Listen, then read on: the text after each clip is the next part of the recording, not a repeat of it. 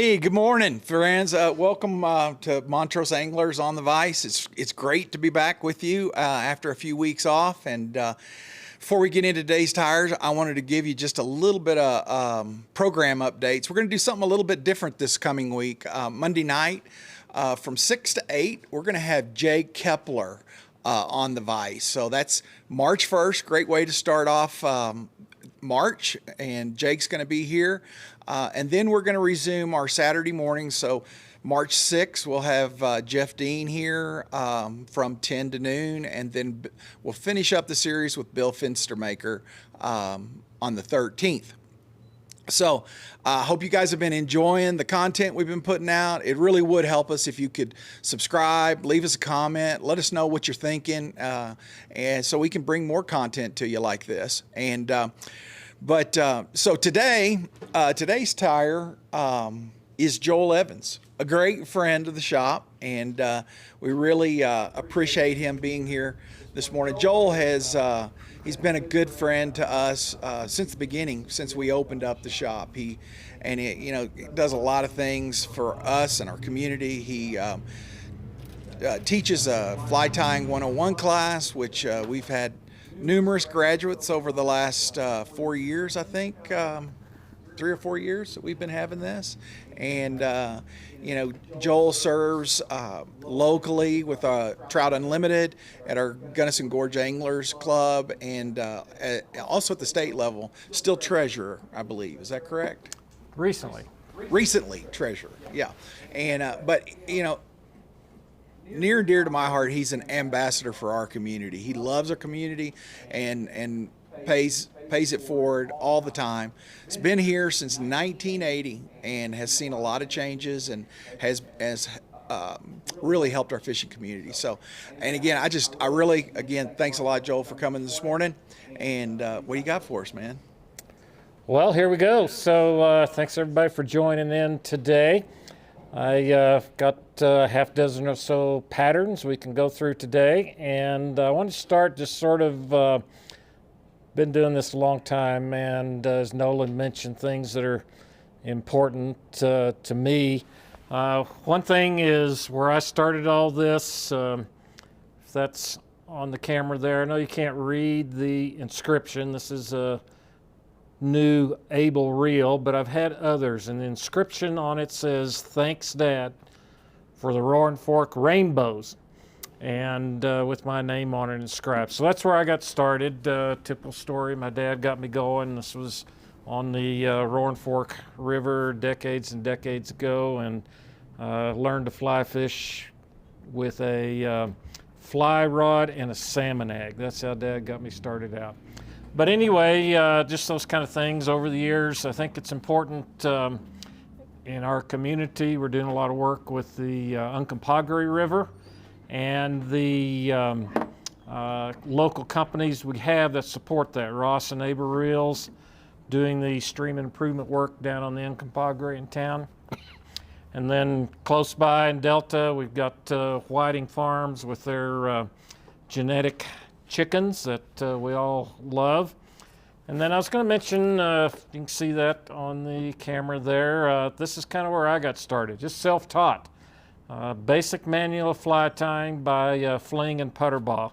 Just something I wanted to get into. There weren't anybody around that was tying, no classes, and this is a book with drawings, no photos, no color, no nothing. It's just a way that I learned years and years ago, and we all evolve and learn some different things, so it's a lot of fun. Today, this is some of the patterns that we might be looking at to go through. I've got about 5 or 6 that we'll go through that are, I think, some highly effective patterns I've tied over the years, and mostly of my creation or variation from something somebody else has done. So I'm going to warm up, get the hands and the fingers going a little bit. With this first one, I call a newspaper nymph. So the reason I call it that, because I'm using a rubber band that comes from a newspaper.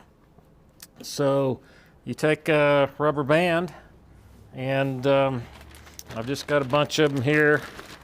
Grab one out of a pile. I collect these and take a regular old newspaper rubber band. So that's about the cheapest fly tying material, most common material you could have. And I'm going to start with a size 8 hook here. And you can tie this in different sizes.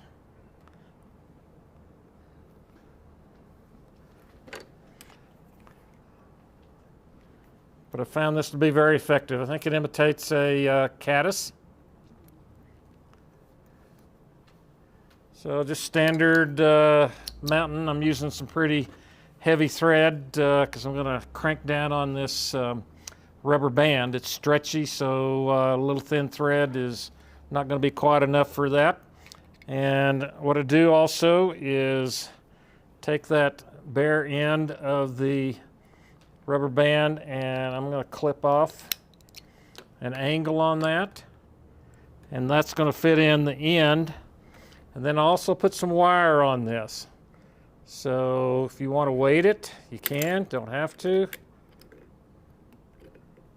Oops, I did that.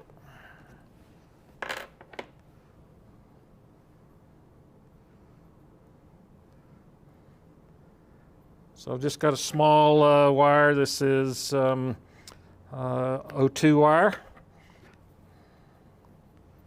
And then with that clipped rubber band there,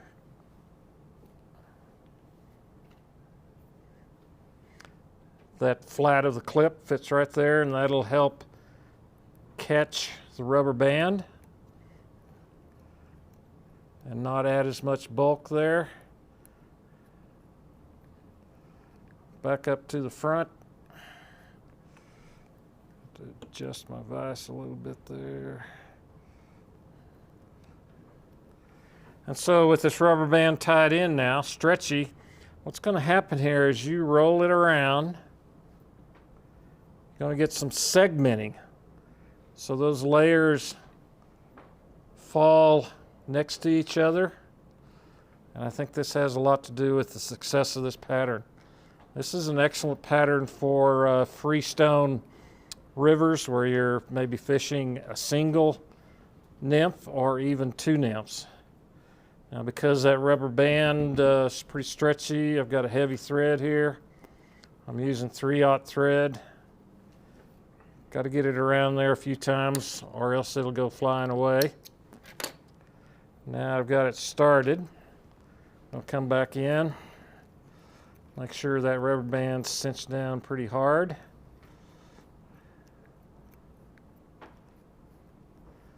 And then I'm just going to add a little dubbing. I'm using ice dubbing for a little head, not after a collar or legs. I'm just looking to add a little color. A lot of cased caddis to have some kind of head, maybe a green head coming out of there. And a whip finish on the front. Now, because of the rubber band and the extra stuff I got in the front there, I'm actually going to put a little cement on this one. I don't often cement most flies, but that one I'm going to put that in there to give that a little glossy head and secure that thread. I've been out on the river and sometimes those have come apart. Well, there we go. So that's a real quick newspaper nymph. That's about as easy. 2 materials, very quick. So that was a good warm up, just to sort of get that shown again. Do you have a choice on the color of the band or whatever? Yes.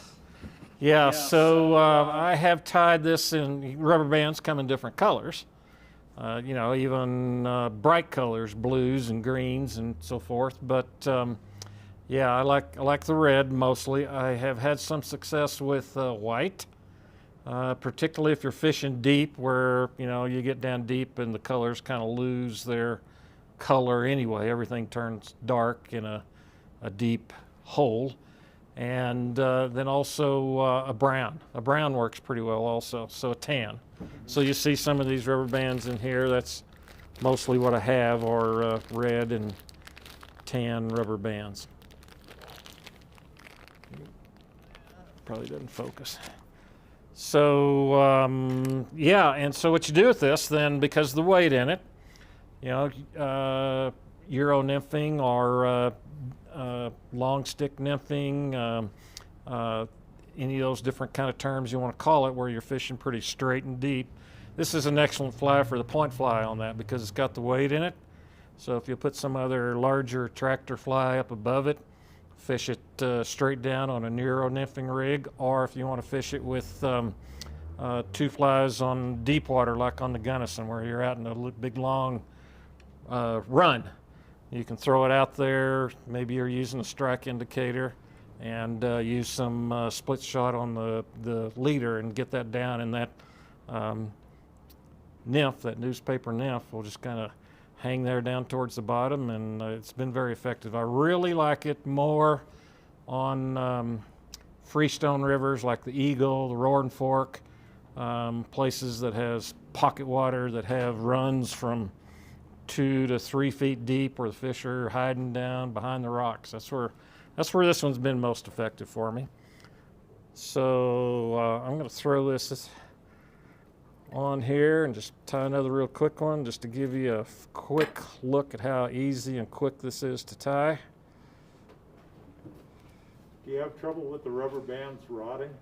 Yes, that's a good point. So you've got the rubber bands you start with need to be relatively fresh, and then they're not going to last in your box for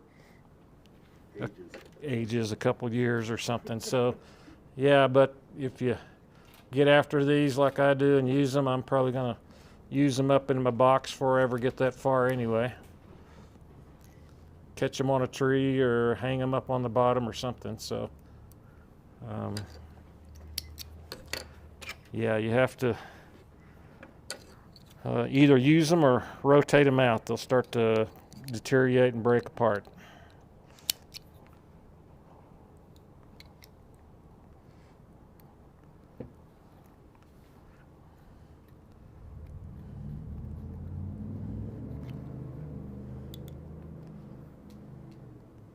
So I'm just putting a little stretch on that rubber band, not too hard, but enough to create that segmenting, enough that it won't go flying away from me. Got the heavier thread there, so I can kind of pull and crank on that a little bit to get it bound down.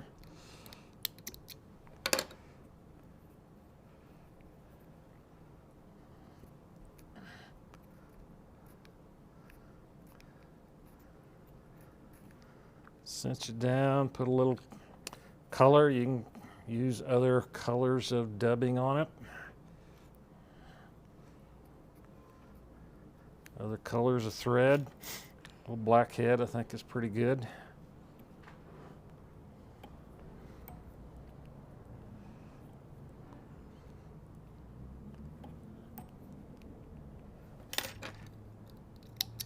And then I'm not really after legs here, really more after a head. But you can pick out that dubbing a little bit just to give it a little flash. And again, I'm not really after legs, so I don't really want it long. Just kind of give it some proportion of a caddis head.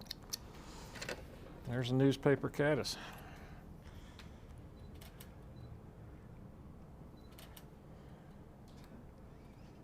So I like to start some demos with that. Sometimes not just for you, but for me, because that's a pretty simple, easy fly to get going on and warm up the fingers and the thread and the hands and so forth. Okay, so done with that one. So while I'm getting out the next one here,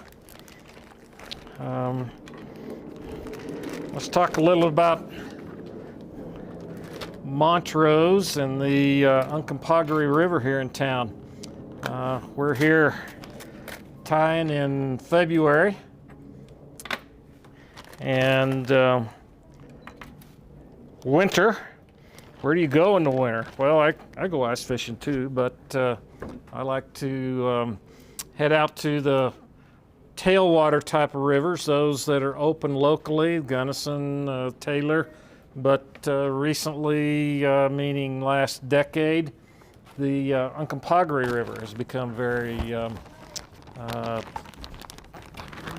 good fishing because of stream improvement work that's been done in partnership with the Colorado Division of Wildlife and the City of Montrose and Trout Unlimited and other friends of the river, that people that have an interest in the health of a river and ecosystem. So if you're local to Montrose, well, you kind of know about that. If you're watching this video and you come to Montrose occasionally or thinking about it, then used to you come to Montrose and you had to go somewhere else to go fishing. There's a lot of fishing close, but not necessarily right here in town. But now with the Uncompahgre River, people have come on to that, and it's some good stuff. So there's a new project on the north end of town that's adding some significant over a mile of river that's going to have has had already some of it heavy equipment work, in-stream work to create habitat, and that is an ongoing project, but it's turned what's been a mediocre fishery into a pretty good fishery. So next up here,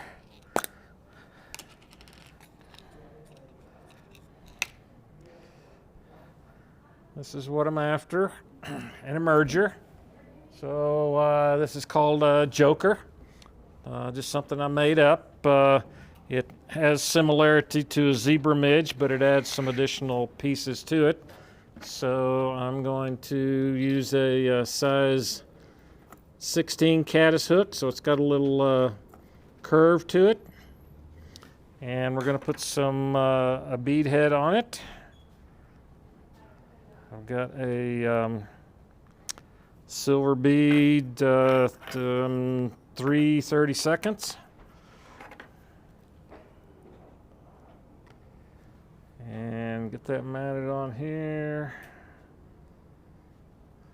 Well, maybe I should, if you can see that on the camera. Which way do I go? There you go. There we go.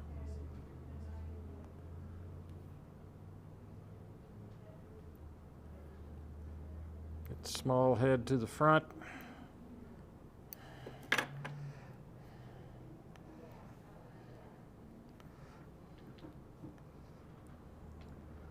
So as I mount this, I'm going to turn the shank down just slightly.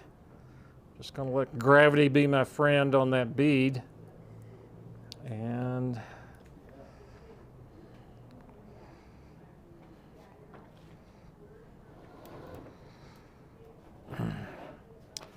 start over. That one wasn't right.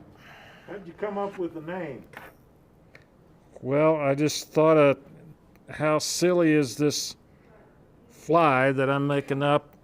Why would any fish even think about biting on that? That's got to be a joke. So I just called it a joker.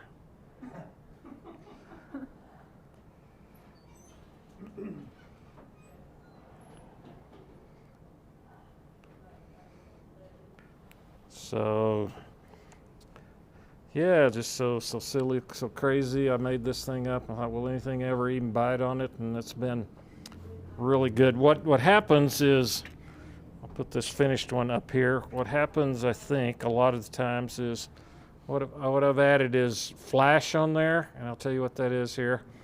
But you can actually sight fish this in low clear water, like a spring, on a reduced flow river like the Roaring Fork, places where you can see down into the water. You know, say the Gunnison, some of those you really can't see in the water a lot. But something like the Eagle, the Roaring Fork, the Taylor, those places where in spring you can watch, and those fish, particularly those rainbows, where if they have been before or after their spawning period, they got more color to them. And you're fishing it pretty close. You can actually drift this fly, and you can see the fly, and you can see a fish open his mouth and take it. So that's pretty fun. You can sight fish with this fly. So let's see, I got 6/0 thread here. So I've angled the shank of the hook down, and again, this is a caddis hook, so it doesn't really have much flat shank to it to begin with. It's curved, it's a size 16, but all that does is make that bead stay down on the front, and I don't have to fight it while I'm tying the rest of the fly. So as I wrap this thread, I'm mounting it on here standard way, but I'm doing close, meticulous wraps there because in order to make this body stay smooth, I'm going to put a wrap of thread, a wrap of wire, a wrap of wire. In order for all that to not get lumpy, every step, including the very first step of the thread, you pretty much have to keep that kind of flat and even. And so I use this Opal ribbon floss. Comes in packages, comes in big rolls. And I'm just clipping off a piece of it there. And you'll notice it also has, because it's on a roll, it has a curve to it. And it's braided. So it's a floss, but it's braided, so it'll hang together there. So for the tail, meaning probably a shuck, I'm going to let that bend down. And again, I'm going to wrap that in, and I'm going to be pretty careful with my underlaying wrap there. And those touching wraps, keep them together there until I get back up to the bead. And then I want that curving down slightly away from the shank of the hook, and just give it a little trim for a little shuck and a tail there. Now I'm going to add 2 pieces of wire. So rather than using thread or floss for the body, in order to give this as much weight as I can for the small size it is, I'm going to use wire for the body. So I've got ultra wire white, and that needs to be tied in first. This is small, so I experimented with this a lot over the years. And initially I started with the same size of wire. If I use black and white, and you can tie this in other colors. I've particularly tied it with a red wire underbody and a white wire segmenting. That works pretty well. And then you can also, I've used it with some ultraviolet, like purple wire. That works pretty good too. And then the white segmenting. I've always come back to the white wire for segmenting. But you got to use 2 different sizes. So the white wire is small and the black wire is brassy. So in the ultra wire series, as you count the sizes, small, medium, and large, the brassy fits in between medium and small. So brassy is a little different size than the small. And the reason for that is when I'm wrapping it over, you'll see here in a minute, those 2 wires need to be different sizes, or else they won't wrap over each other. It'll fall off. I'll show you what I mean here when I get this mounted. The first time I used this and fished it years ago, I was using the same size wire, and it looked great on the vise, but then I got out there and the wire came off right on the river while I'm fishing. So I've taken the butt end of that white wire, put it down inside the hole of the bead, and then I'm again being very careful with my wraps. Laying that back. Now to avoid a bunch of steps and thread, I could go front back with each piece, but I'm trying to be more efficient with this. So I'm not going to go forward again with that wire and the thread. So I minimize my steps. Okay, so now I'm tying in the black wire. BR for brassy. I'm also going to put the butt end of that into the hole in the back of the bead, but now I've got my thread at the back. I didn't move it to the forward because I want to end up at the front, so I might as well start at the back and work forward. So again, being pretty meticulous with the thread wraps, keeping close and tight so that I keep a smooth underbody here. So far, that underbody is thread, but it's got those two pieces of wire in there. Now, when I come forward with the wire, again, smooth touching wraps. And by using a wire body, I'm adding weight to this. So for the size of fly it is, it's got a more weight than you might otherwise have without having to weight the leader. So I'll get that back up by the head. Wrap that in. Now everybody's going to say, oh my, he's cutting his wire, he's not twisting it. Yeah, I cut my wire. I do it. I do it back in the back end of the scissors, and these are replaceable blades, so it saves a step. Twisting takes too long. It takes too long, so I don't twist. So now I've wrapped that black wire in solid touching wraps going forward. Now to create segmentation with the white wire, these are going to be wide wraps, and because I've used two different sizes of wires, what happens is this smaller white wire, if you could picture, you can't see it because it's just so fine, but if you could picture that first black wire, every wrap has a little groove between the two wraps. Even though they're touching, there's a little bit of a groove there. And this white wire will find that groove and sit right down in it. And each fly will be a little different because it's got to step up on each wrap a little bit to the next forward wrap. But because it's inside the grooves of the black wire, it'll just stay there, and when you fish it, it'll actually stay. So, get that cinched down a little bit. I'm going to move this back up. Work on the wing. So I'm going back to the wing with the same ribbon floss. Now what's going to happen, because it's braided, when it gets some pressure on it, it's going to push and open up.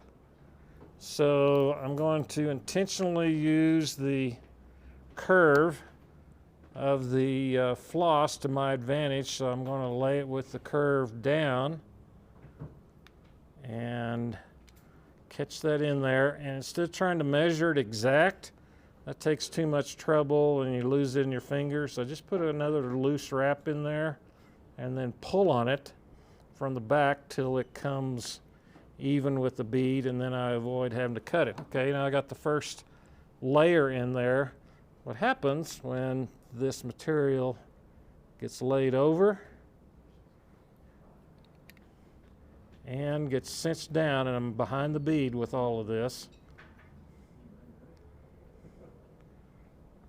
Under pressure, that floss fluffs out, and it's very, very highly imitative of a emerger wing. So gives it some color, some flash, catches the light, and gives some realism to it also. Oops, lost it.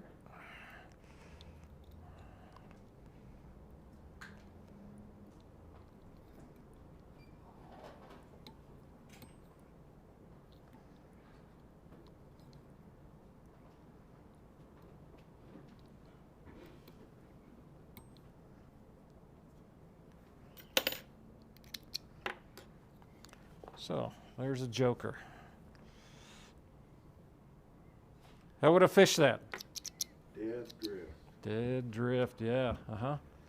And you can also, when you're fishing at dead drift, you can let it swing out too, because this is, you're looking for that emerger life cycle. So you're up on the Gunnison and you're casting and you're dead drifting, and this is maybe third fly on a 3-fly rig, and you're drifting, you got nothing, just let it drift on out. And at the end of the swing, you might get some hits that way too. Particularly, I use this behind at least one, maybe two larger flies, something actually pretty big stonefly or something. It may not be stonefly season, you don't expect to catch them on a stonefly, but something that's got some attractor qualities to it, that they see that from a distance, gets them interested, and they're coming over, and then they take the smaller fly. So just one thing we didn't talk about when we started this, we're going to do a Q&A in between every fly. You're kind of doing that anyway, but I just wanted to make sure the people online know that. And so if we get some comments, and just Mr. Dean wanted to let you know he's watching you online. Hey, Jeff. Hey, Jeff. Yeah. On the other side of the mountain. So there you go. Oh, okay, good. So, and if you guys have questions, the guys online have a hard time hearing it, so let's use this mic. If one of you two guys Yep, okay. Well, I'll do another joker here.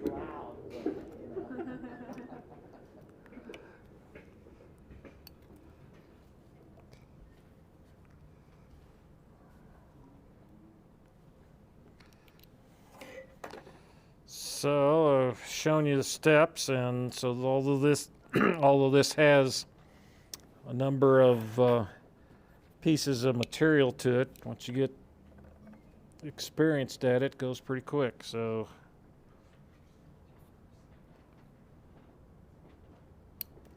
oops, lost that one.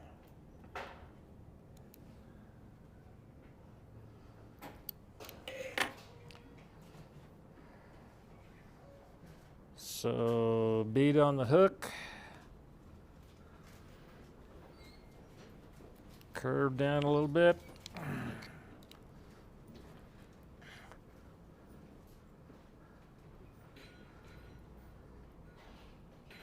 Close wraps on the thread.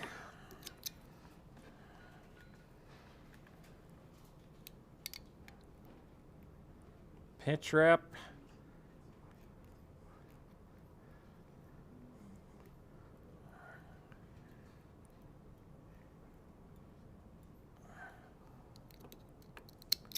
Trim the tail.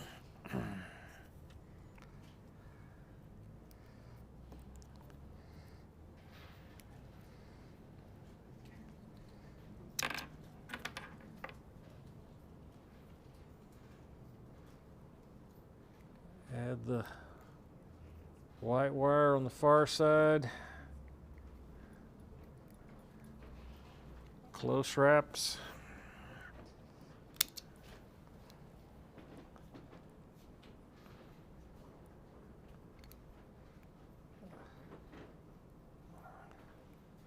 Black wire on the near side.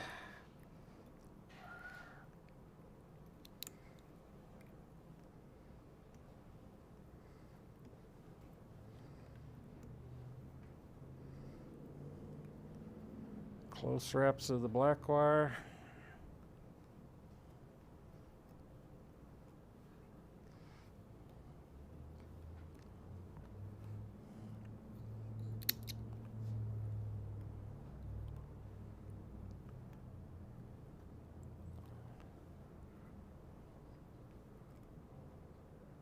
Wide segmented wraps of the white wire.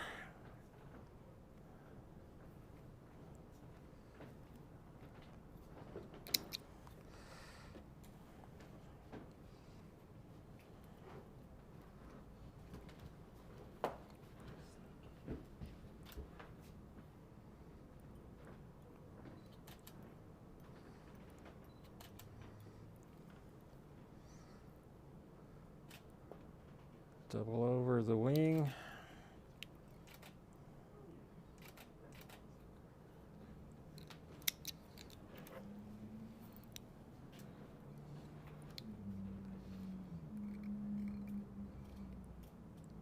Joel, I can't tell, is that a straight eye or a downturn? It is a downturned eye, Okay. just slightly, yeah.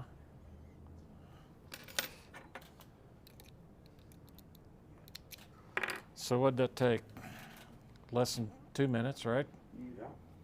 So, you know, you can tie a dozen of these in half hour easy, and a couple of dozen and a season's worth in an hour or two or something, you know. And so that's what I'll do, of course. And to have these in my box for the duration of the spring through fall season mostly.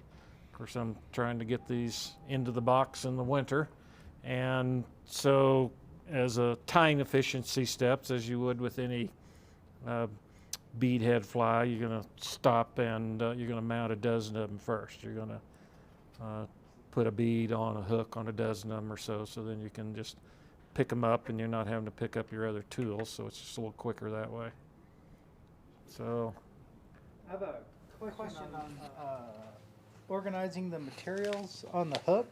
yes. And you put the black on the one side and the white on the other. Is that so that it stays better, or did you find that, you know, putting them together wasn't as durable? Why do you separate the sides of the hook? Yeah, so I'm putting, because I'm using 2 pieces of wire, I'm putting the white, and you could, it doesn't matter which one goes to front or back, white to the front or white to the back, but it does matter to put them to the side of the hook, because when you start wrapping them, if they're right together, say right on the top, you're going to get a bulge there. And what we're after as best we can is a more uniform body. So by separating those 2 pieces of wire around the diameter of the shank of the hook, then when you wrap that wire around, you're getting a more uniform look to the fly. Okay. It's just one of those little details that, I don't know, will you catch more fish because you did it? No, I don't know, you know. But by experimenting with that, because the wires are also different sizes, so by separating them, that gives that thread the ability to wrap around and keep that body even without lumping it up somewhere. And also, you noticed when I mounted that wire to keep the body even, I didn't start the wire back down in the middle or at the bend of the hook somewhere or something, because that's going to give you a shoulder. So I put that wire all the way up into the head of the bead, into the hole on the back side of the bead, so that when I do wrap around with thread or wire or anything that's next, I don't have any shoulder there. It's all uniform. Plus, again, I'm looking for weight here. I'm looking to cram as much weight in. So this is a metal body with a bead head that just gives it a little more weight the more you can put that piece of wire all the way along the shank instead of just at the end. Are you not too worried about covering up those ends up by the bead then? No. Yeah, so question here is, so looking at the floss I've got covering up over the bead, initially I tried to get that just perfect so that when I wrapped the thread with a whip finish and finished it, that it would be this nice thread head with the bead to the eye of the hook. But I think if you look at a real insect, they're kind of scraggly anyway. But the real reason for that had more to do with this floss. If you try to just catch it right on the end, it slips out. And you'll have to start over, and it just doesn't. So that's why I started with a whole lot more than I need, instead of trying to get an exact length. And then I just sort of pull it back. But if you pull it back too far, your thread won't catch it and you'll lose the whole thing. So it has more to do with durability than how it looks. So, but that this material, and there's other colors also, but this material catches the sunlight and it just really is brilliant in the water, and I think fish key on that, and especially the shape of this wing. Pull it up there so it exaggerates a little bit.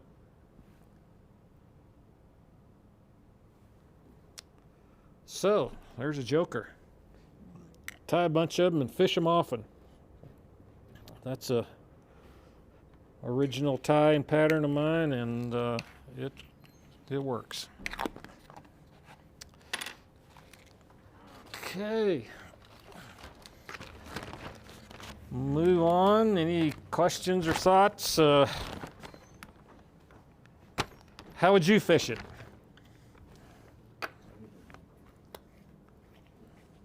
So do you ever fish the joker probably not Jaffe? So having Jaffe Park on the Roaring Fork, right? Yep. Yeah. So yeah, having learned there. So I call, even though I don't live there, never have lived in Aspen, my family has a summer home there, and spent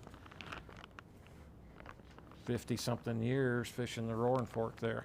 So, yeah, that's a good place. My favorite place is from there upstream up into the canyon. So when you fish when you go to the Roaring Fork, and there is a stoplight on Highway 82 there that turns and goes as you're driving into Aspen, and turns right and goes up to Snowmass a couple of miles to the ski area, or the main highway goes all the way into Aspen.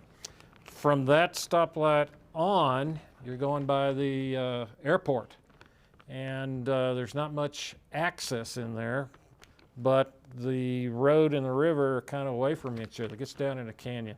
And that's, to me, some of the most beautiful, amazing pocket water there is in the entire state. So there's a couple of walk-in places, either down low at the park or up high at the upper end. And then there's, I just call it the Green Gate over across from the airport. There's a little pullover and a green gate you walk through, and you pile off down into the bushes into the river.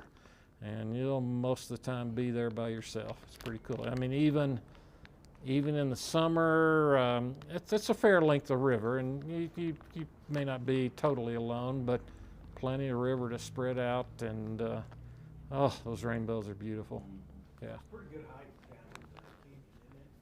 in Yeah, it's the bluff is probably I don't know, 200-foot elevation drop to the river, so not huge, but you got to pick your way down a trail or a deer trail. There's a few regular foot trails down in there, but once you're in there, you're pretty much in there. You're not just going to kind of, well, it's time to go eat lunch and get back to the car or something. You're going to be there all day. Yeah, yeah. Wonderful place. So yeah, so that's the upper Roaring Fork, and then of course the sections below that towards Basalt. The public access is contiguous all the way from the lower Woody Creek Bridge, the upper Woody Creek Bridge all the way up into town. And then other places are intermixed private and public water, so you kind of have to know, and there's maps and guides to all that until you get down to Basalt, and then the boating pretty much picks up then in Basalt all the way down to Glenwood. And that's a good winter run, Basalt to Glenwood, or on the Colorado below Glenwood. Yeah, sorry, I know that river well. Okay, let's see, let me put away some materials and stuff here. I'm gonna need those hooks again.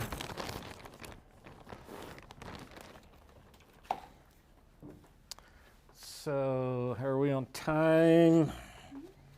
Good.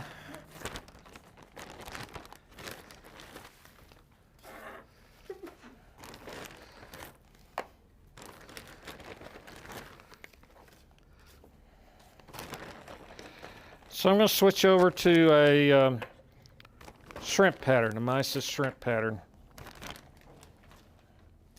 There are a lot of patterns out there, a lot of them very effective, but I wanted to work on something I thought was a little more realistic, and in two regards. So when you're talking about Mysis shrimp, these are the little crustaceans. They're not true shrimp, but that's what we call them, that live in a reservoir above the river. So you find them in different tailwaters around the West, and particularly in our more local area, the tailor and especially the frying pan. And so a lot of famous patterns have been used over the years in the frying pan. But what happens is those shrimp come through the outlet of the dam. So the water's moving from the reservoir above down into the river through the tubes, penstocks, and whatnot, and sucking those shrimp with it. And so they live only a short time in that river environment. They can't live in the river. They live in the still water of the lake. So when they get in the river, they're going to be alive for a little while, but not very long. So right up close to the dam, and I do mean close, 100 yards, 200 yards, 500 yards or something, they're still alive, if you will. They still have a clear color to them. They're pretty much translucent, but as they move downstream and they die, they turn opaque. They cloud up. So what I did with this pattern is, instead of tying with some materials that I couldn't change it from clear to dark, I chose glass beads, because glass beads come in multiple shades and colors. And of course, we're not talking purple here or something, but you can get clear glass beads, and then you can get either sulphur or yellow, different shades of white of glass beads. So what you can do with this pattern, what I developed, the tying techniques are the same, but to imitate those two stages of the shrimp, rather than having to have two different patterns, all you do is change the color of the beads. So I'll start here with the clear ones and show you that, and then if you wanted to imitate a dead shrimp that's further downstream, then you would just change the color of the beads. So I'm going to use the same 16 caddis hook that I used on the Joker just a minute ago. And part of the reason for that is shape. The caddis hook is curved, but we don't want to get too big. But I worked with different sizes of hooks and worked it out where I can get 5 beads on this. And you could change that, you could do something different, but the other thing with the beads is they come in different sizes. So a shrimp does have a taper to its body, so you can use different sizes of beads to create that taper. So I'm going to use 1 medium bead, 2 smaller beads, and then 2 micro beads, and that'll get the taper on this. So, and I'm going to tie this in reverse in terms of how it looks. So typically we're tying from the bend to the eye, meaning the tail to the head of the fly. With the shrimp, I'm still going to tie from the bend to the eye, but the body of the shrimp will be represented by the head is going to be at the bend of the hook. And you'll see that here as I get through it. So to start that, I'm actually going to put the smallest beads on. So I'm using these, there's different brands and kinds of beads, killer caddis beads. This is a Midge crystal pearl. And so I'm going to mount these beads first.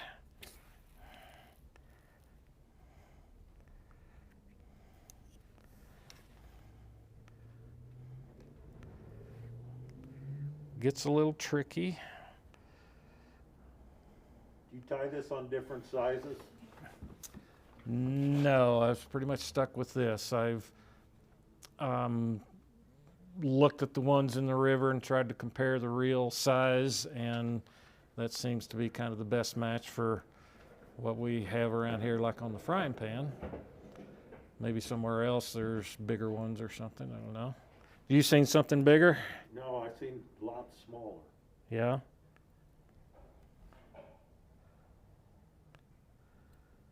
So probably can't quite see that in the camera, but I'm picking, and clear beads are hard because you can't hardly see the hole, but I'm picking a clear bead out of the box, and these are the 2 smaller ones. So So I've got that mounted. And then I'm going to move to the next size, which is same killer caddis beads, but the size on it's small. So this is slightly larger. So the smallest is the midge, and then the next size up, still very small, is the small. I'll put 2 of those on.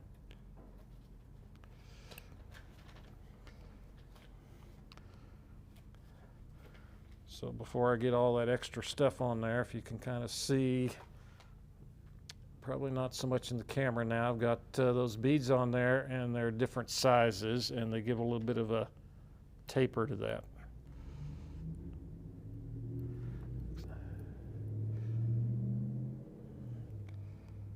So Bill, you think some smaller ones would be good too? Good for the hookup, but bad for the catch. Yeah. Okay, these get away from you easy, so these are just reverse pliers used for beads.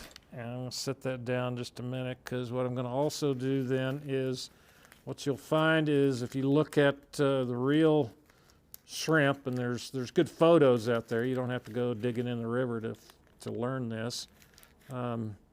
They also have a little dark spot right at their head. So I'm also going to be one of my 5 beads, and the larger one is a October, where'd it go? Root beer brown. Root beer brown is the color in a small size. So the actual shrimp have a little dark spot on them at the front.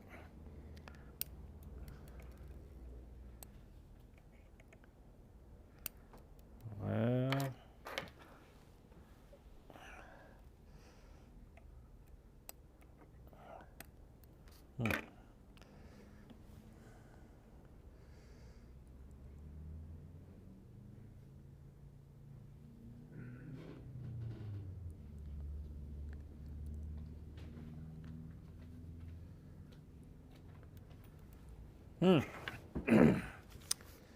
I never have this trouble at home.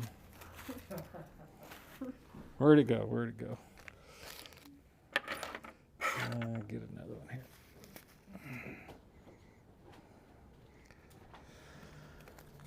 Sorry. No, don't take a picture of that. You're supposed to take a picture of the good stuff, not my mistakes. Right. That is the good stuff. Yeah.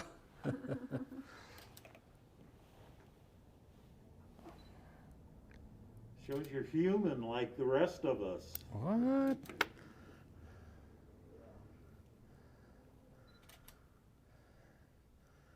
So this is the hard part with all those slippery beads on it, and they want to come right off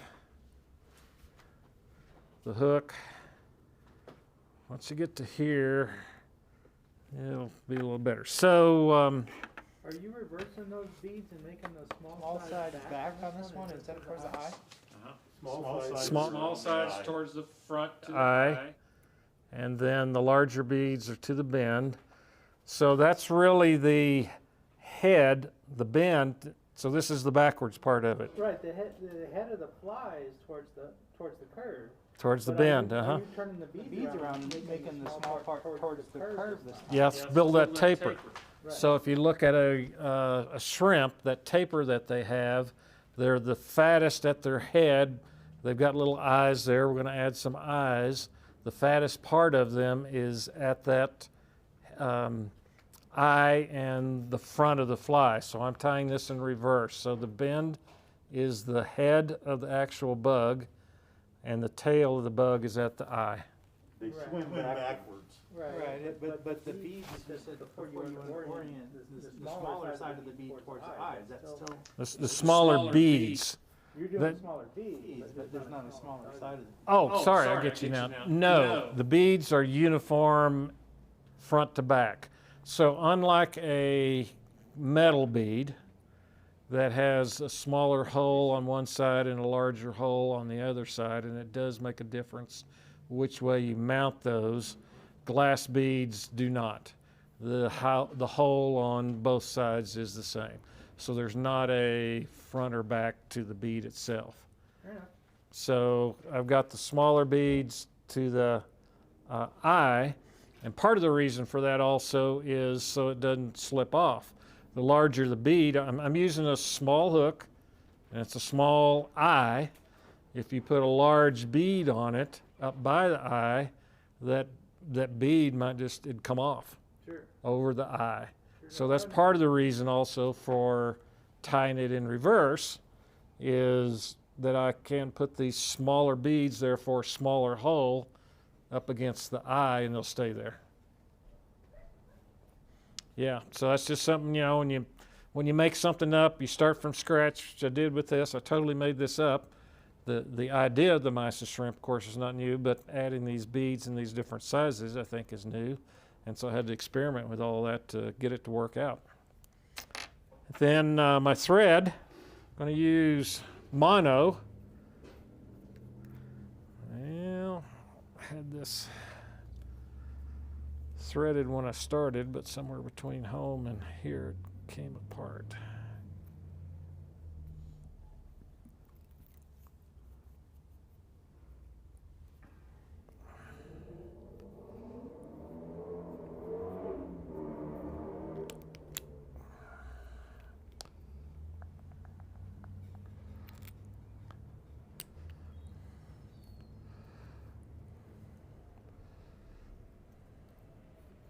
What colors do you see them turn when they die, Joel? So what I've used for the opaque ones, it's just a pale white or yellow. So I've got these beads. Some of them are in this small. It's called light apricot. There's some of them that are just called it's more of a dull white, and then these are a sulphur yellow. So, uh-oh. Oh, man. I won't get a picture of that. Oh, boy. Wow, I just dribbled it. What everybody's laughing at, I just dribbled that open sack of beads. So I'm going to have a little cleanup at the end. So here's to Bill's question. If you show it to this one, they can Oh, see sorry, it yep. better. Yeah. So to that one is the beads in the sulphur color. Got to get all this camera stuff going here. Yeah. So I'm using mono thread. This is 004 thread.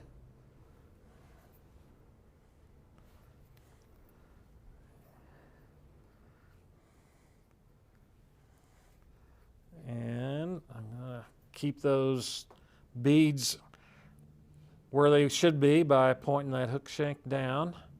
So I'm going to start the thread mounting at the back by the bend. And mono is slippery, so it doesn't overwrap very well, and I'm kind of all in one spot. So unlike a normal fly where you're back wrapping over the thread to capture it and keep using the friction, I'm going to take this thread, you can't see it on the camera because it's mono, but I've twisted it around. So I've taken it and wrapped it around so it'll catch before I trim it off there then. And then I love what we've already used, this same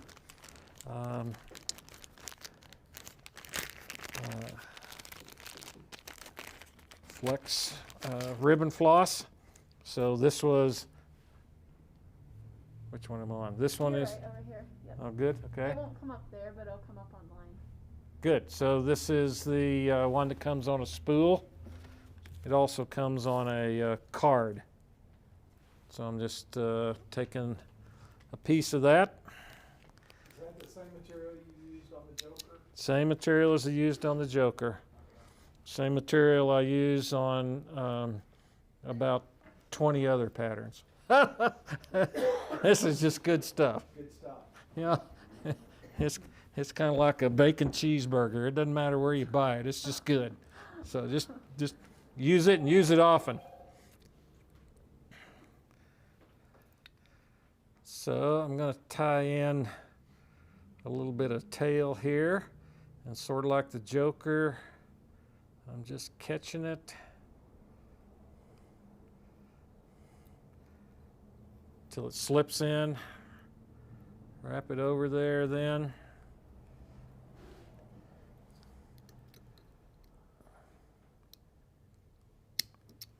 That gives me a little bit of a head there. And then, oh no, I wasn't supposed to cut that. I wasn't supposed to cut that. Back up.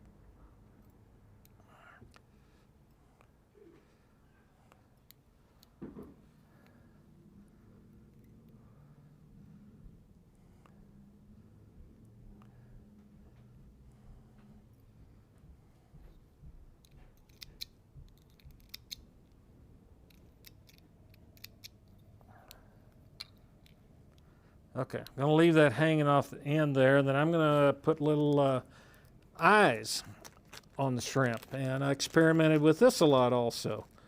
And to my satisfaction at least, came up with the best way to achieve that was to use midge tubing. So instead of burned monofilament, instead of pre-manufactured balls that you can buy, which work well on larger patterns. Say if you wanted to do, you know, a crayfish or something, you really need some size to it, then you have to use something bigger. But what I found with this midge tubing, I'm really wanting to be pretty small. So I'm going to use the black tubing because it's got a round end. It makes a pretty effective eyes, because the eyes on the shrimp are there, but they're very tiny, and you really don't need a lot of size to this. So I'm capturing that. I bent the tubing in half, and I'm capturing it on the top of the hook on the shank. Now I'm not going to trim those yet, so I've got enough length there on these two pieces of tubing. They're going to make my two eyes, and I'm going to cut them off here in a minute, but to make them separate and stand out, this is all part of pattern efficiency, and what I've done with developing this pattern is how do I save a step or two along the way. So I've tied that ribbon floss in, and I'm going to bend it over the top. Remember, this is the head of the fly. And pull it all the way over, and that's going to make the skin of the shrimp. Well, now I've got to get that thread to the front, and because I'm using mono, I can just overlap. So if you had a microscope, sure, that mono's going over the top of the bead each time. Can't see it because it's mono on clear beads. You can't even tell it there.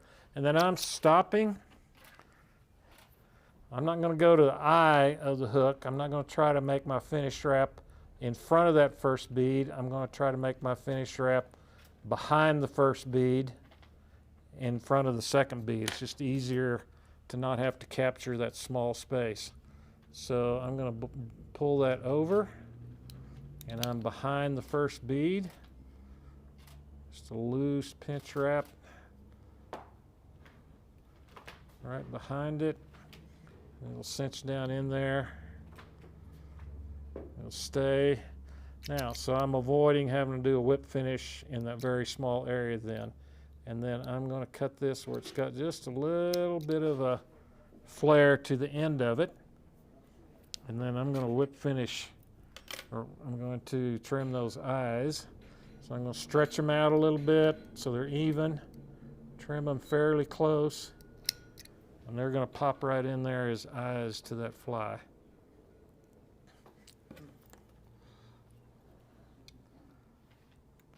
And then this is just mono, so you can't pull on it too hard.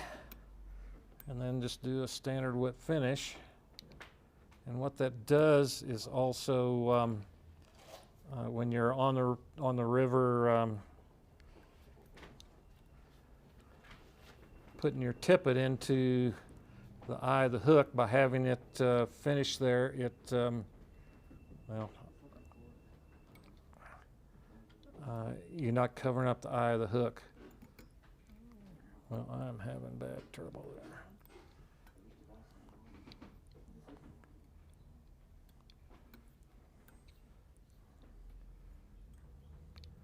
Mono's hard to see.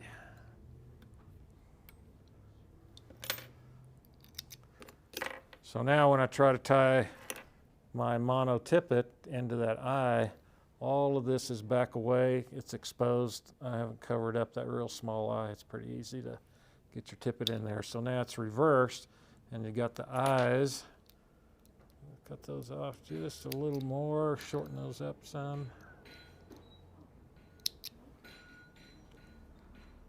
So now that shrimp's tied in reverse, and when they inhale that, they're going to get that hook. So that was the instructional one. Let me tie another one a little quicker here then. So you find the eyes make a difference on pattern you get more hookups with the eyes? The black eyes. Well, I think it's more realistic. Yes. Yeah. So more prominent features. If you look at a natural one in the river, you'll see those black spots. You'll see those eyes. Yeah. And you like to fish that from basically down the toilet bowl down 500? Yeah. So on the frying pan, particularly in the off season, it's cold and dreary in the winter. Go if you'd like. Certainly, that's a great time of year for catching.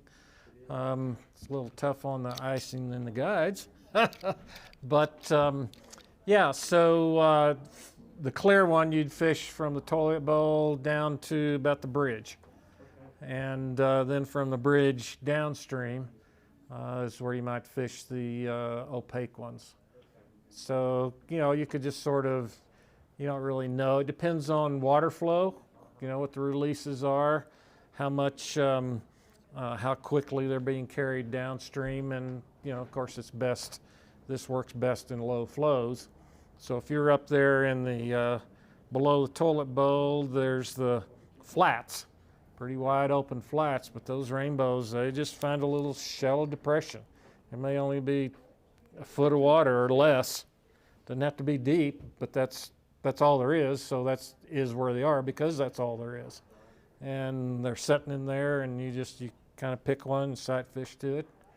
And you can't see this in the water. You can't really sight fish the fly, but you can, especially because some of them are pretty good sized rainbows, right? You can see them open their mouths, and maybe they're opening their mouth on your fly, and maybe they're not. So you lightly set the hook, and maybe it's yours and maybe not. And if it's not, you make another drift. Yeah. Okay, let's see. I'm going to do a second one real quick here just to demonstrate that and then move on. So again, I'm starting with the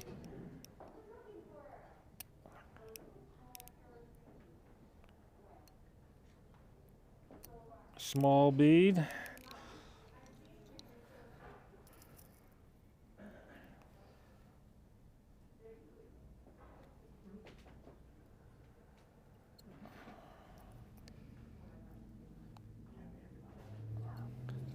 So you're using a midge bead as the small one, and then the small in the middle, and what's your larger bead?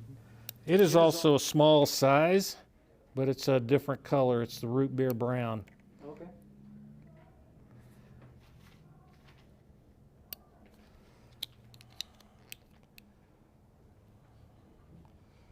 Joel, have you ever used UV glue on this at all? Have you tried that?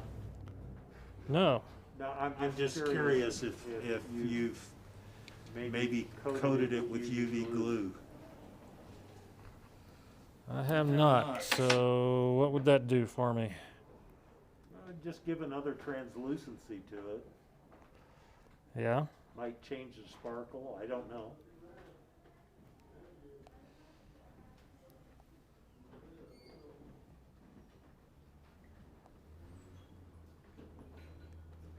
I will try that at home maybe the next time here.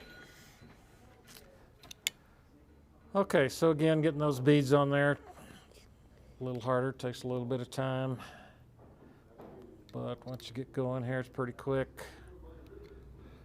Twist that mono around so it stays in place.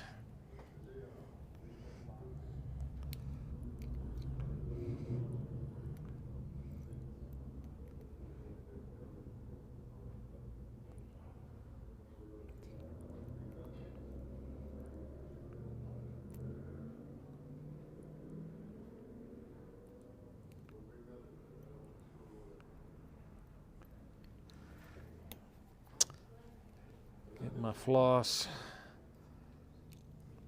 put in there.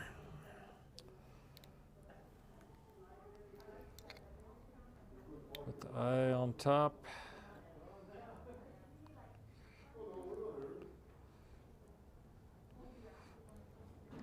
Move my thread to the front.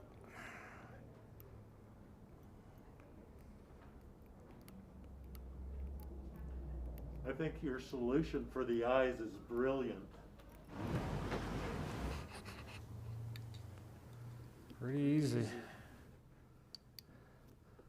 And you know, the tubing of course comes in different sizes, so that was the advantage of that. You can, with this or some other pattern, you can match the eyes size to the size of the tubing.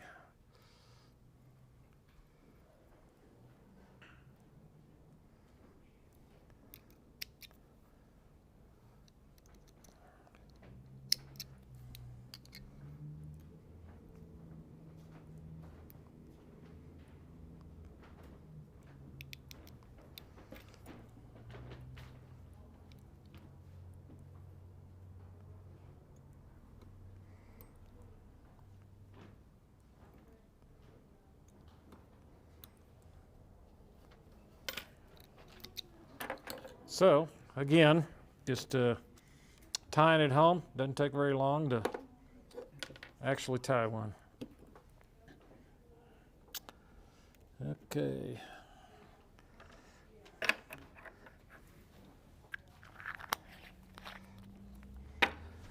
Well, I got a bead mess here on the table, so I'll clean that up later, huh? Jeez. Might be just be cheaper to buy a new little. Yeah, that'd be good. Yeah.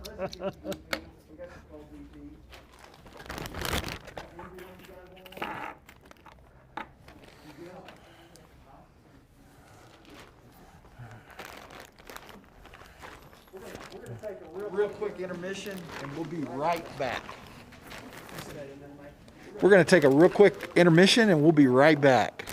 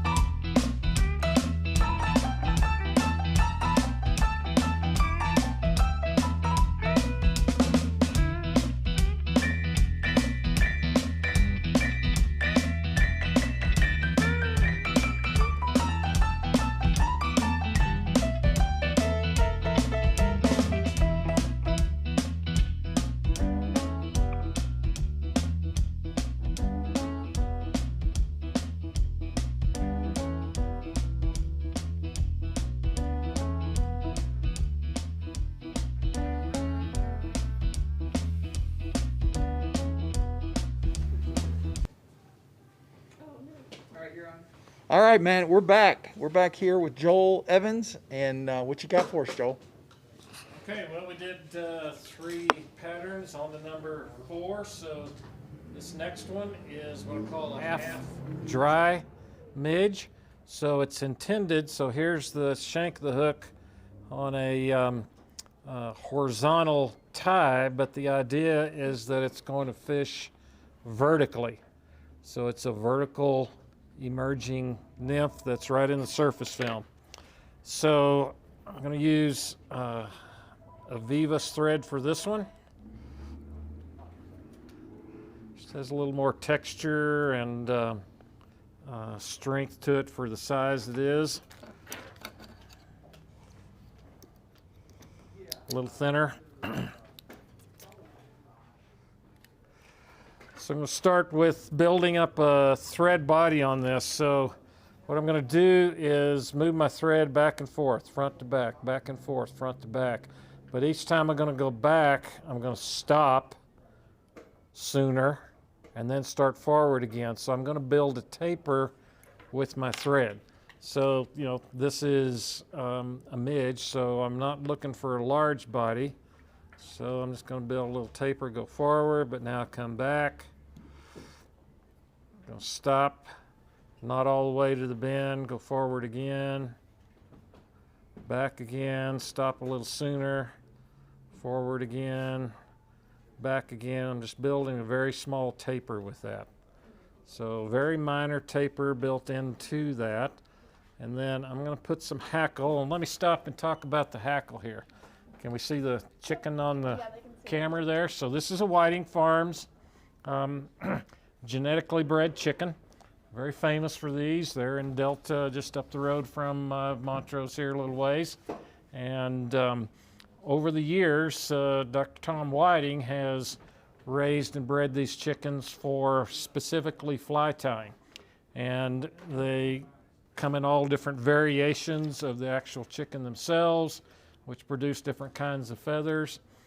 This is a grizzly variant is what this is called, but the point of all this is a lot of times, the reason I put this in my demos is you see the packaging in the store on the shelves and you're like, well, that's really nice, and I tie with it and it's great, but where'd it come from? Particularly as I'm maybe doing demos with kids, you know, they don't see this. So when we buy a package, we're talking about the cape, which starts up here at the neck, and then the saddle comes off the side, and then these different feathers on the breast and the tail used for streamers. But what you get, you can see this, particularly the saddle, the advantage of the genetically raised chickens versus a barnyard chicken is for fly time when we wrap dry flies particularly, and we want that hackle to be uniform.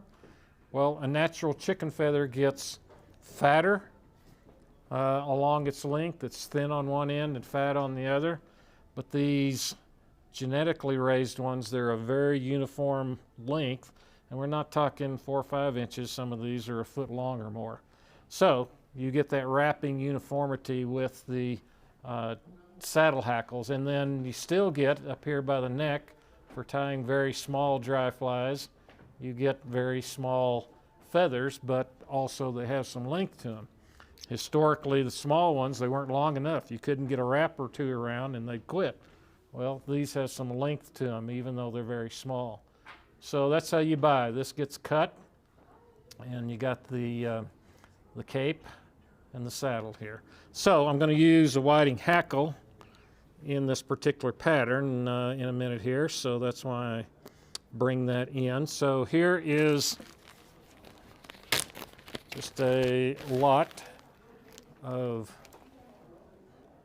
hackle that I have. This is all Whiting hackle, and it comes in packaging a little nicer than that, but that's some extras I have, shall we say. So here's one. So this is what's called a midge, meaning it's much smaller than the normal, down to tying dry flies that are in the 20 and smaller area. So in order to make that stay on there, I'm not going to strip that off. I'm just going to clip it. That gives me little barbs that remain on that fly, or I mean on the stem, and that way I can tie that in and it'll catch. Normally when you're tying something like this in, you would be more towards the eye of the hook. I'm going to stop about in the middle. I'm going to give that 2 or 3 wraps because, as I mentioned, the design of this fly is to fish vertically in the surface film. So it's not going to be setting with its shank along the water. It's going to be down in the water. And then to give it floatability, this is parapost wing. So it's already been treated.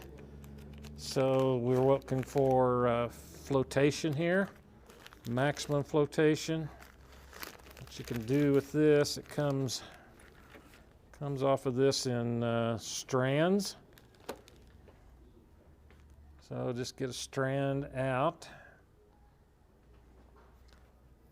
And then I'm going to stroke it, kind of get some of the loose ones out of it. I want it even, so I'm going to clip it, get it straightened out right there at the front.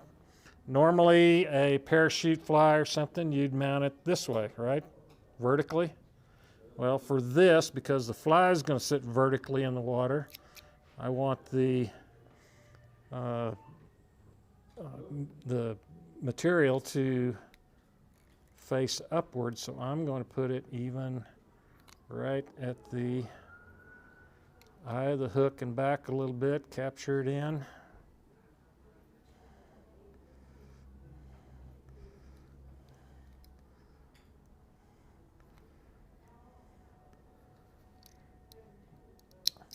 Trim it off. A little scraggly there.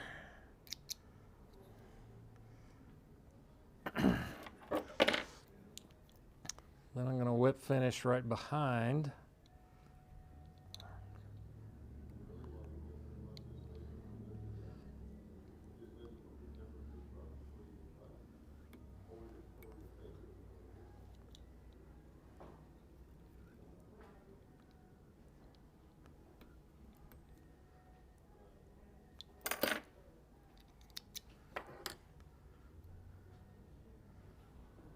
Oop, pulled it out. Oh my gosh.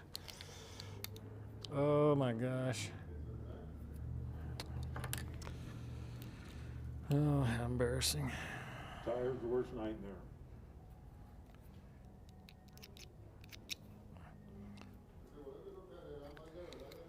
Well, I'll just do one of these in the demo so you get to see it all. This, we'll pretend like this is my second one, huh?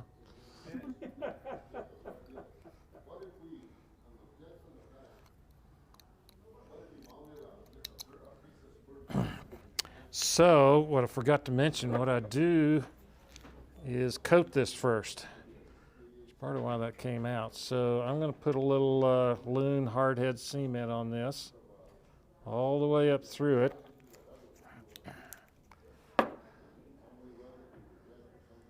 It's going to give it some shine, some slickness, some durability, but quickly before it dries, I'm going to put that hackle in. And that'll help hold that hackle in this very small fly.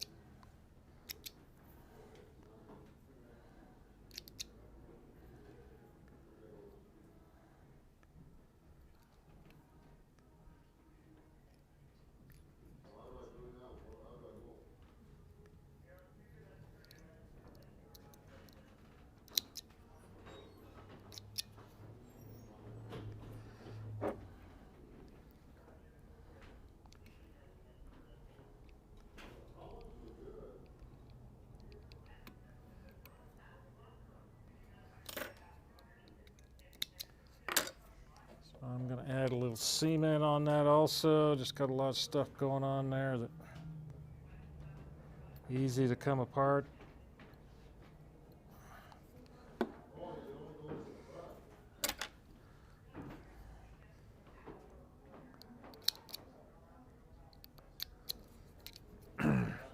So the idea there is that that fly gets fished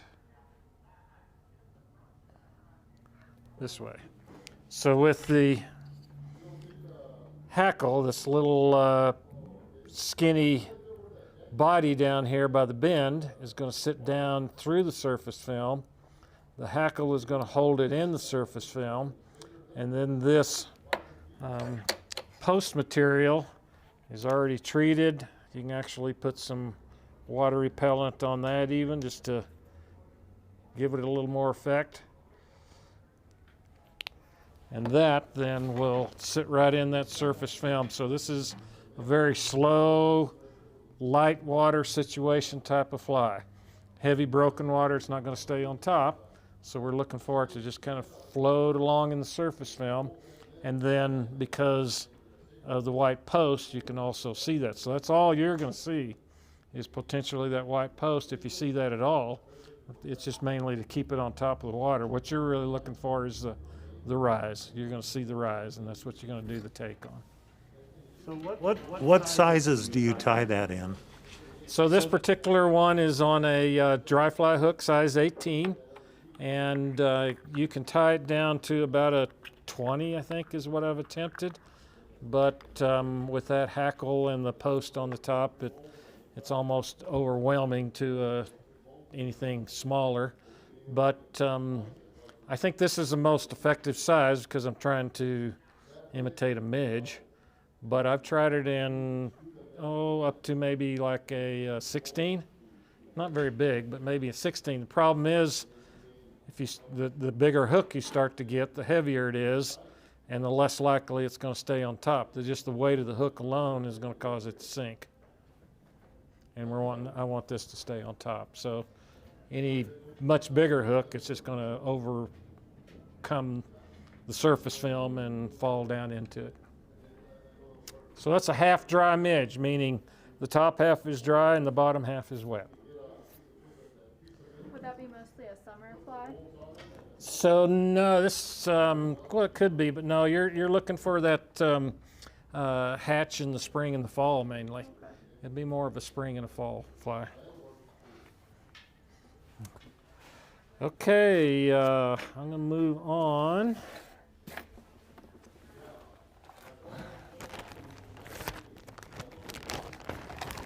Do you like a waxed thread on that, or? Yeah, you know, this the different threads you buy, most of them are pre-waxed, but you're not really needing that in this situation because you're not adding any dubbing or anything that would stick to the thread. You're just looking for that minor small body buildup. So really a thinner thread is more important so you can build that taper.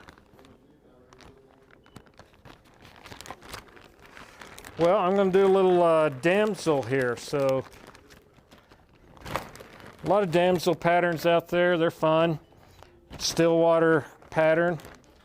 But I just thought, well, play around with something that would float better. So my whole idea behind this pattern was, what can I do to make a damsel fly pattern sit on the top and just sit and sit and sit? So very often a pattern might float initially when you first use it, and you know, you strip a little, it gets wet, it starts to sink, and you're like, I got to put some floatant on it, or I got to get another one out of the box and let that one dry. And how do I just let it sit there on top? Because in those stillwater situations, a lot of times those fish are cruising and they're just looking for something. And if you can kind of give it a little twitch, that's probably an easy meal for them. So this is just designed to sit there. So this is what I would also call a very patient fly, meaning the angler has to be very patient. You cast it out there and nothing's happening. Well, you know, the temptation is, well, strip it some more, pick it up, throw it in a different spot or something.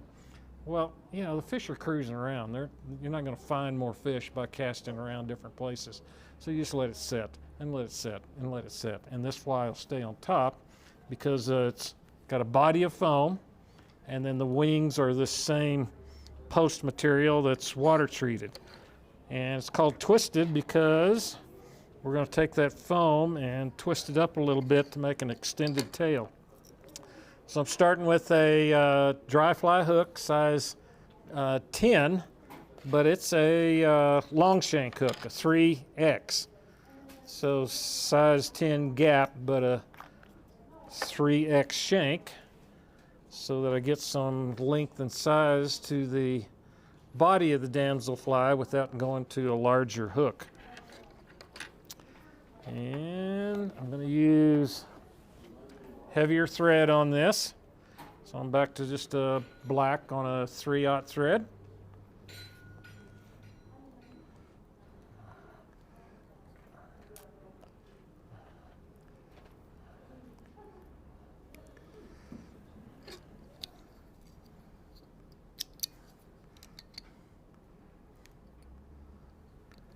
So I've got, you can buy foam in all different sizes and colors and sheets. So this is a large sheet of blue.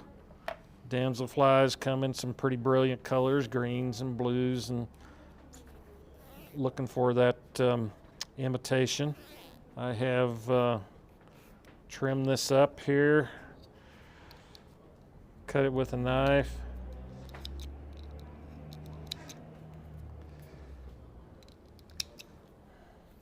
So I've just got a length of that foam.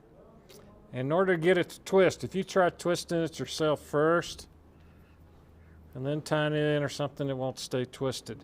And your tail gets too fat, too wide, it makes a loop. So I'm trying to add some stiffness and some bulk to it. And the way to get this foam to react properly in that way is to tie it in one end first and then loop it over, and however long you want your tail, short, a medium, or you can do longer, you just bend that loop over however much you want that to be. And then if you'll take that and twist it here and then loop it over and then capture it, it'll stay twisted out on the end. So you get that extended body of the fly. It's stiff, won't come apart there. And then we can make that look like the body of a damselfly. I'm going to move my thread up here about to the 2/3 point, and then I'm going to wrap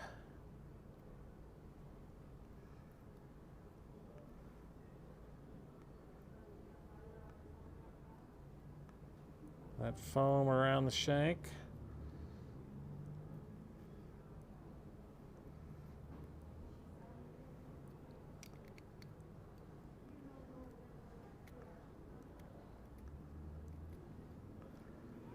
So I've got a foam tail, foam body, and then I'm going to add some legs to it.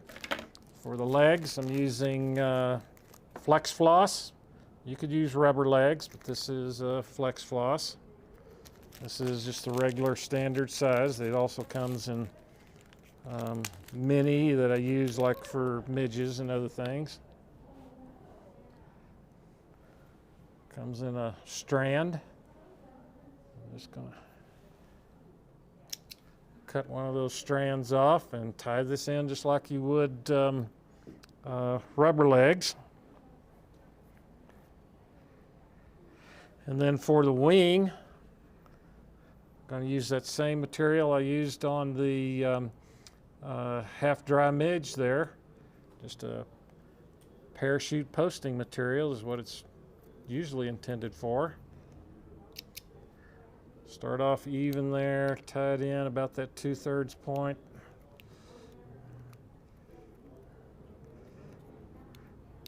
Now to increase the floatability, so instead of just having one strand that's hanging out there, I'm going to loop it.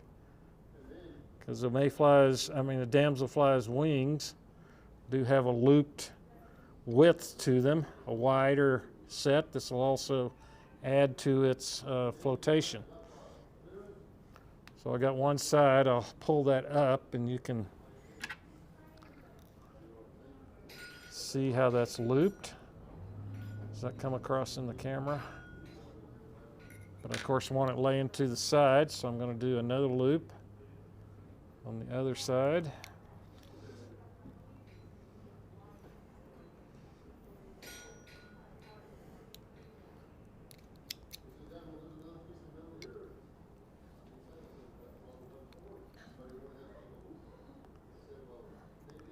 And then to get this to behave, to stay out to the side, I'll put a little figure 8 into it.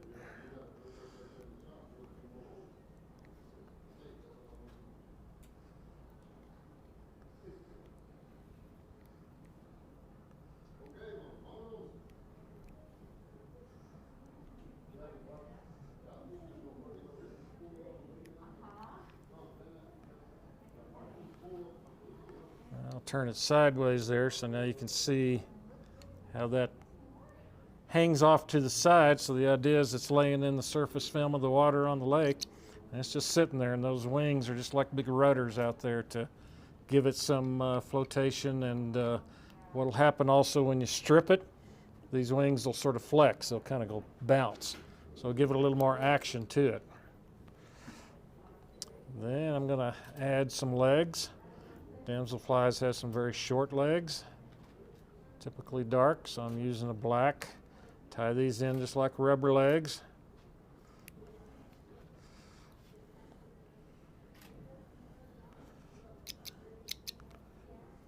I want them generally down,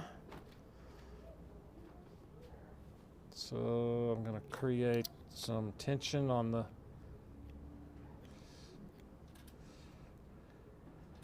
pull them down to the bottom. Give them a little position there before I trim them. I'm going to put in 2 sets of legs, one in the front, one in the back.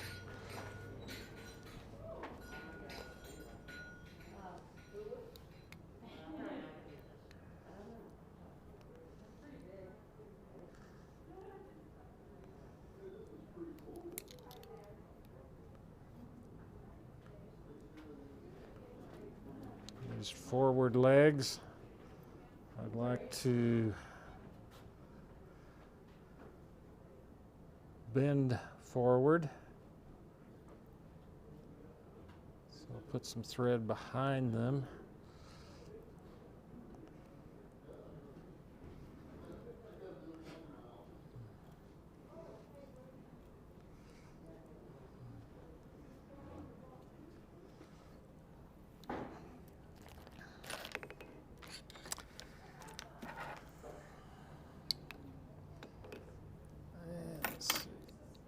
Pull these down.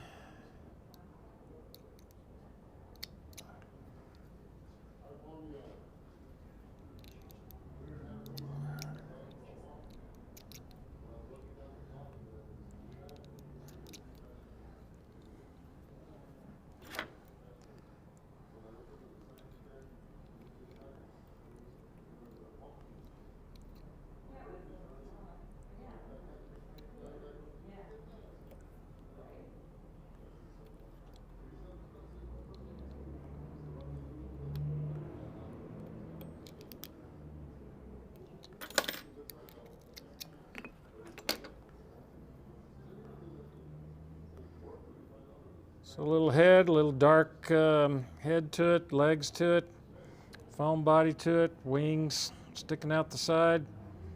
So the way to fish that then is to just give it a little twitch every once in a while. It's not big, you're not wanting to drag it and sink it under.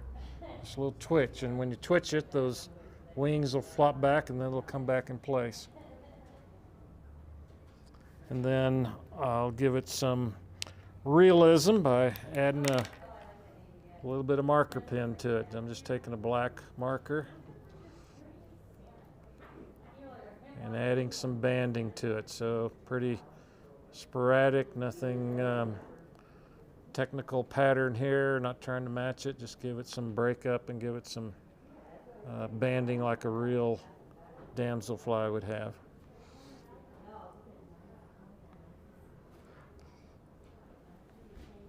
So there's that one. Questions on that? Flotation. Main thing is flotation is what I'm after there. Yeah. Maybe you got time for one quick one here.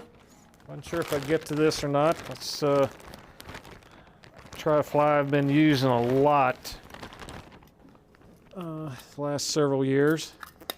This is not my pattern. It's, I guess you'd call it a standard pattern. I think it's initially tied, invented by Mercer. It's called an October caddis. And I use this very, very often with Euro nymphing, with regular standard strike indicator fishing. I use it very often in a multi-fly rig. So 3 flies in this, if you're looking for middle of the year when the flies are bigger, then put this on the bottom. If you're looking for that shoulder time of the year, early spring, late fall, when the flies are smaller, this probably would be more in the middle or the top, and something smaller trail behind it, like that joker or some other smaller weighted fly. But so it's called an October caddis. There is actually a caddis that hatches in October that has this shape and coloration to it, but I've just been using it a lot all year long, and it works pretty well. And I think a lot of it has to do with these antennae that are on this. So on this finished one here, if you can kind of see in the camera a little bit, these are pheasant tail antenna, and I think that's really a trigger to the fish. It's just something they see that's different. So let's see if I can put one of these together real quick here.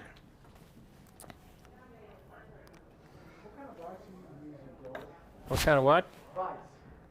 Vise. So yeah, HMH vise. Okay. So lots of different kinds of vices out there, lots of brands. They're all great. I prefer the flatness, the cleanness, the simplicity of just a standard cam vise over some of the bigger heads or even rotaries. I own a rotary, but I rarely use it, because most functions with this, not a true rotary, but just moving and rotating the fly in any vise like this, not just the HMH. But I find the heads, it has an interchangeable head. You can switch for larger flies. It's got a bigger head to it, and that's the more large trout size, if you would. There is a larger one even than this that's good for bigger flies like big streamers and so forth. So HMH, yeah. So, and you can get it in I use this one for demonstrations with the weighted base to it. But at home, I've got it on my tying table. So I have 2 of them, and I don't have to switch it. Years ago, it's like, okay, now I'm at home and I've got it on my clamp vise. I got to tear all that down to go do a demo or a class or something. And I was like, it's just easier. I went and bought a second one. And so the one at home is a permanent clamp setup. And then this one is my traveling one.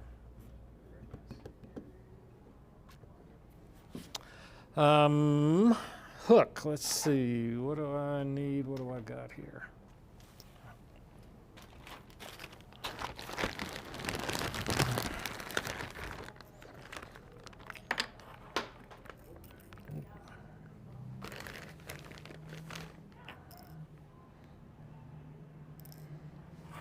So this is a 12 hook and a 2X shank. Oh, and I'm going to put a gold bead on the front.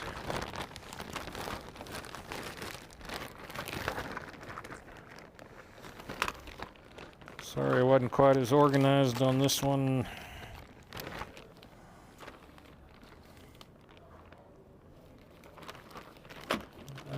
Well, I don't have a gold bead. Uh-oh. Darn. Well, I'll tie it without a bead, but normally I'd put a bead on this.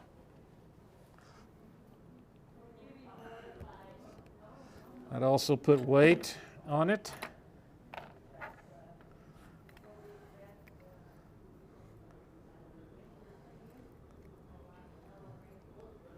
So I'm looking for heaviness. I'm looking for quick sink.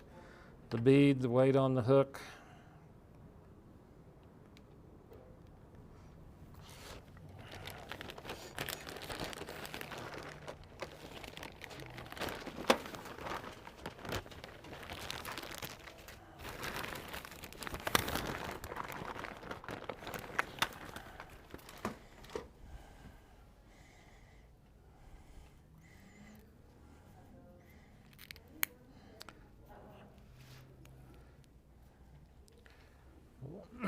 Sorry, I didn't have this one as pre-prepared as the others. So, while I'm doing this, one of the things I think is fun to talk about is the Gunnison River here in western Colorado. We have such a great resource with the Gunnison River and that fishery, and it's gone through its troubled days with whirling disease and water issues and so forth, but it's pretty resilient, and so much of the river is inaccessible. So when we talk about the Gunnison, there's what I call, different people have different names, but I call the Upper Gunnison the river from the town of Gunnison above the lakes. So you've got Blue Mesa Reservoir, and from there upstream to Gunnison and Almont, that's what I call the Upper Gunnison. So the Gunnison through the national park and then through the canyon, that's kind of all one big section of river, about 26 miles, that's inaccessible except by getting to it at the portal, and also at the lower end at the Gunnison Forks. That's the only two places in 26 miles you can drive to it. Otherwise, you got to hike in.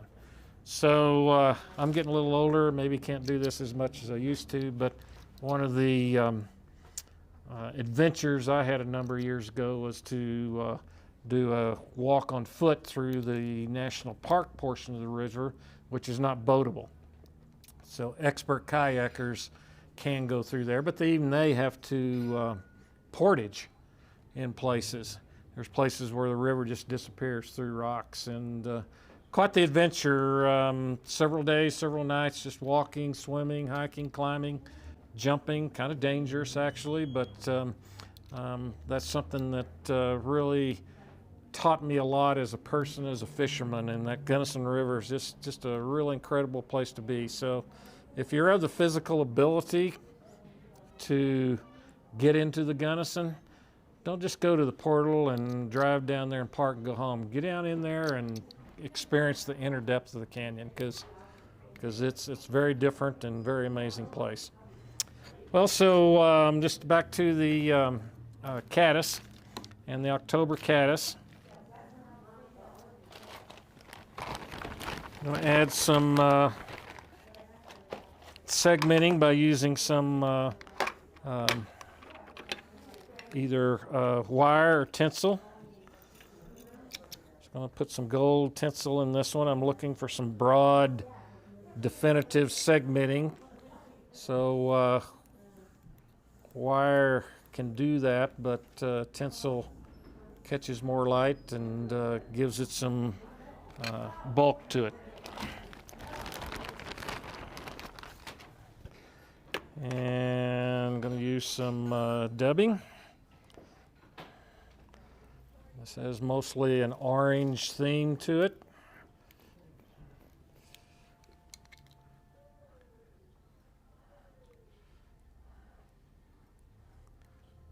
So dubbing will give it a little bulk, a little fuzz.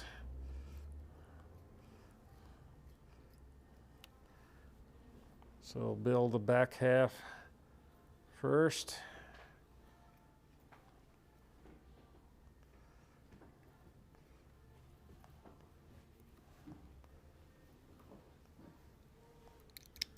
Then what's a little different about this pattern is wings.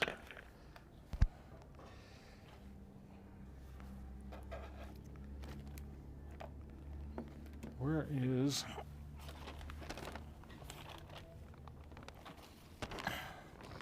Yep.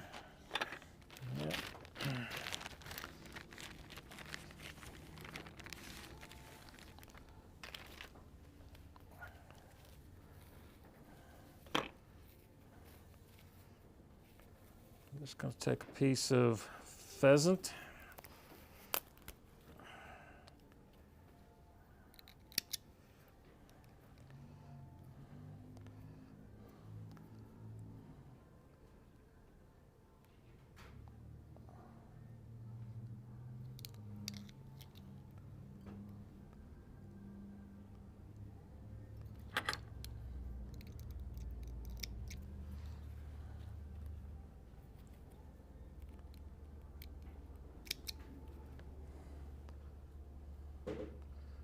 these wings that I'm adding are on the side.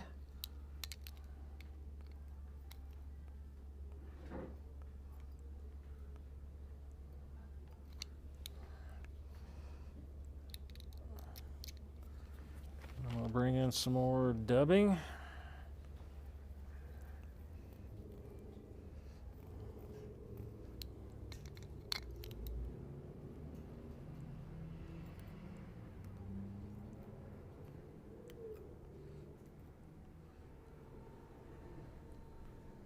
Seeing the shape beginning to come there with the wings and the dubbing. And then these little antennae, I'm going to take just a single piece of the pheasant.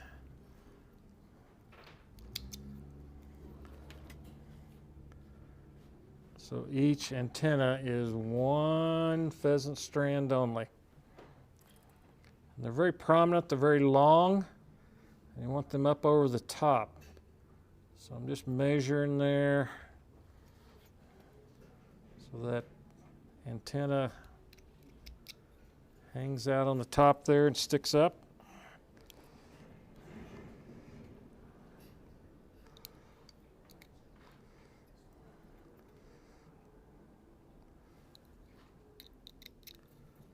So in addition to the wings on the side, I've got those antennae hanging out on top there.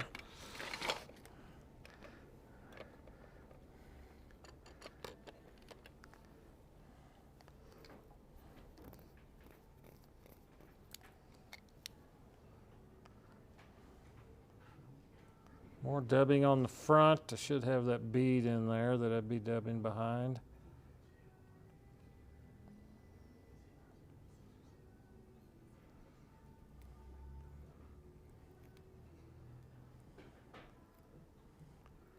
So not having a bead, I'm going to substitute. Can you imitate a bead? I'm going to imitate a bead, a gold bead with a little bit of ball of dubbing here that's a lighter color. So it'll give it the look, so to speak, but won't have the weight to it. You can imitate a bead with some wire. Wire, yep, that'd be a good choice. And then I'm going to add, thanks Bill, I'm going to add ostrich as a collar on this.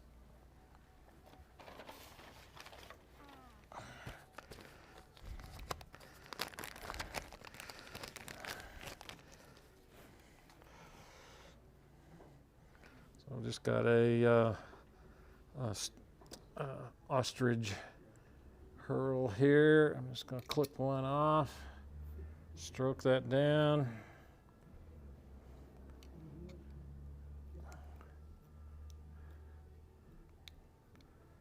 Tie it in, wrap it around just like a dry fly hackle, give it a little black head and collar.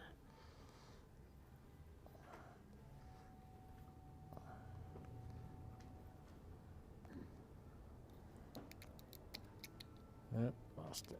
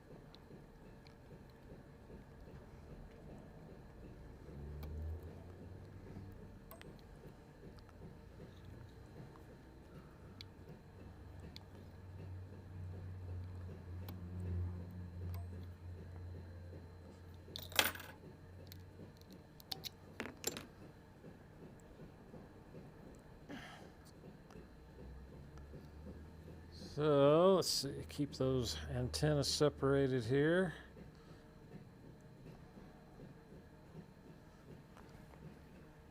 You get some definition with the wings and the antenna and the bead for the weight and the weight on the shank of the hook. I've done very well with that October caddis over, let's say 4 years now. I've been fishing that. Again, not my pattern, but very, very effective. So add that one to your box. So I think time-wise, we're about done. Any other questions online or in person? What do we got?